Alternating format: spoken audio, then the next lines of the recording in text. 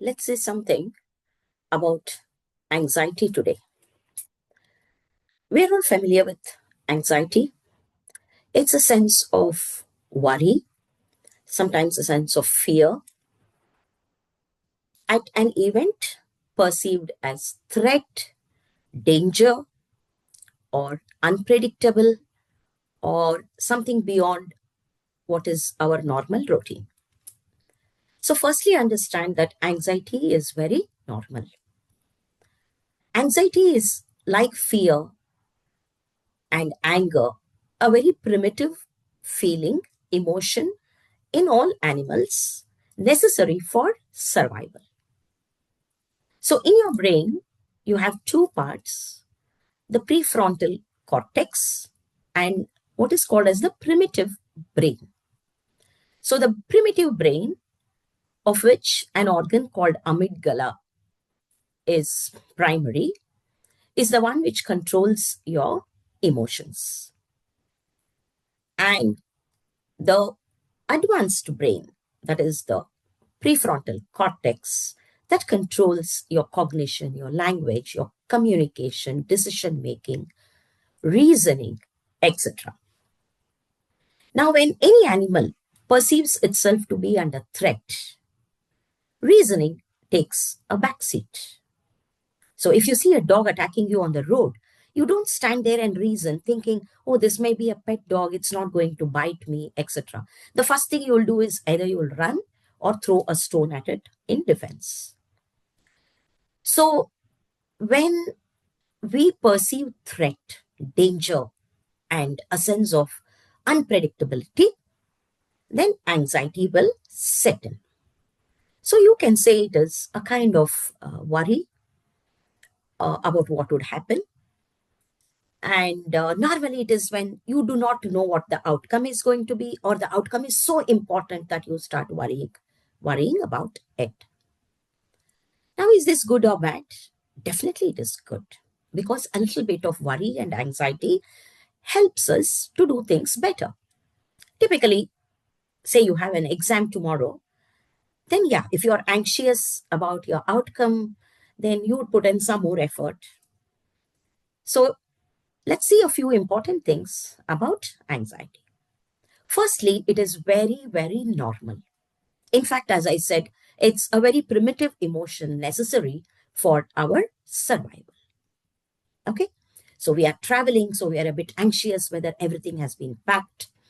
And I have guests tomorrow coming, and I'm a bit anxious about the cooking I'm going to do. And you face a job interview, you're anxious about how you're going to perform. So it is perfectly normal. It is like an alarm. So let's imagine you have a smoke alarm. Okay. So whenever there is smoke beyond the prescribed limit, the alarm goes off and you have to take an action. So you have to stop the source of the smoke, cut it out, and then the alarm is reset. Now just think if this smoke alarm does not go off at all. So it goes on and on and on. That is not good, right? So anxiety is an alarm. It is necessary to set off an alarm for certain events, and so it is perfectly normal. But when it is classified as a mental disorder is when the alarm does not go off. So, what happens? It will start interfering with all your daily activities.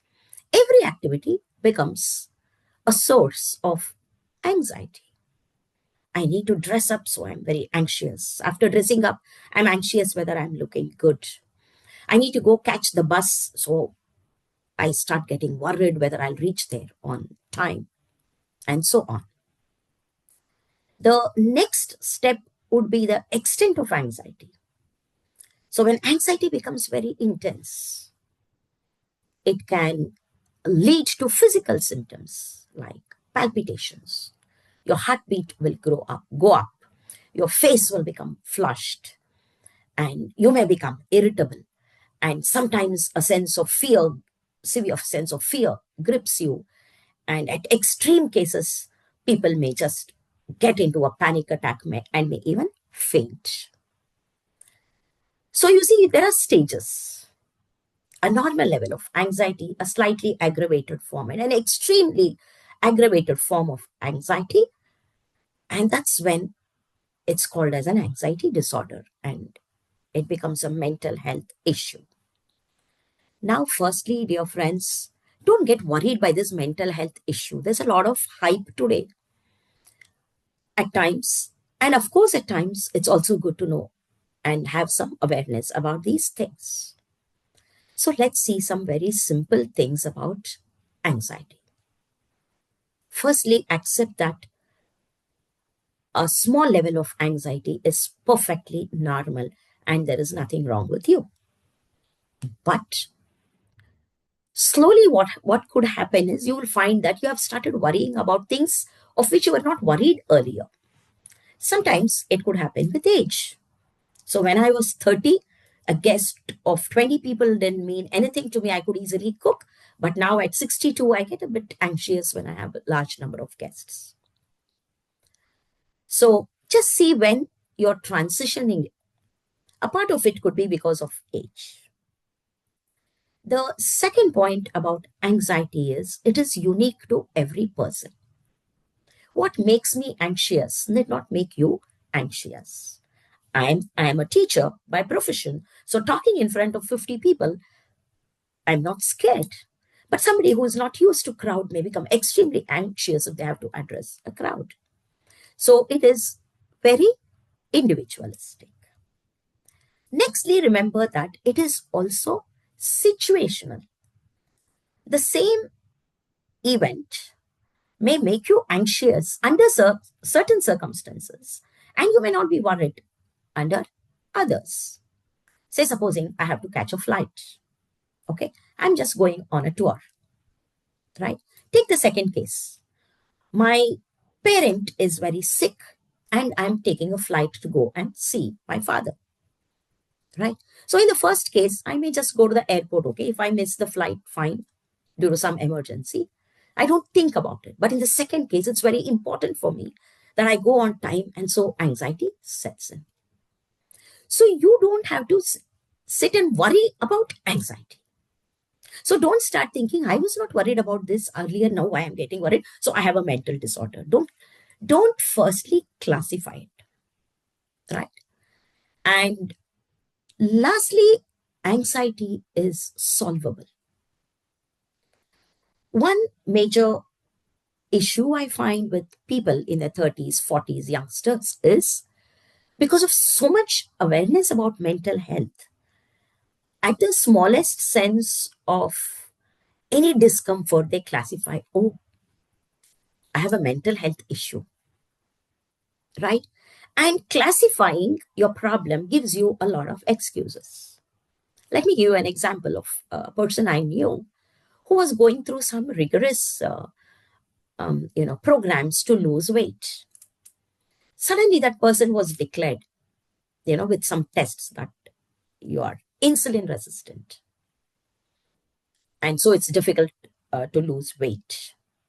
Google tells you that. So immediately that says, okay, why should I put in so much of effort? I'm insulin resistant. I'm insulin resistant. So nothing is going to help me. And you stop everything. All right. So as I said, the awareness sometimes could be a problem because so much of information is there and we don't know how to classify it and take what we need. So first, for people who feel that you have an issue with anxiety, just take a check whether it is normal. Slightly more than what you used to feel could be because of age, could be because of ill health, could be because of some circumstances. Never classify yourself into a problem and don't identify yourself with a problem. Don't say, I have an anxiety disorder. I am an anxious person. I'm an anxious person means it defines your identity. You become the problem. Don't become the problem, right? Because problems are solvable. Problems are solvable. Nowadays, there's also a lot of, impetus given to medicines. Definitely, there are very, very good medicines. But for every person who is slightly anxious more than normal, you don't have to rush off and get into medicines. That's one thing you all have to keep in mind. Now, when anxiety goes beyond a limit, as I said, you can feel physical manifestations like palpitations, sweating, throat going dry, and an extreme case, even fainting. One of the first symptoms of anxiety ever described physically is in Bhagavad Gita, where Arjuna feels anxious about the war. So at the beginning of Gita, he gives all the symptoms to Krishna. He says, my hands are shivering. I can't hold the bow and mm, arrow. My mouth is becoming dry. My legs are not able to support me. So these are all typically symptoms of uh, anxiety. In the next video, we'll see what you can do to control your anxiety.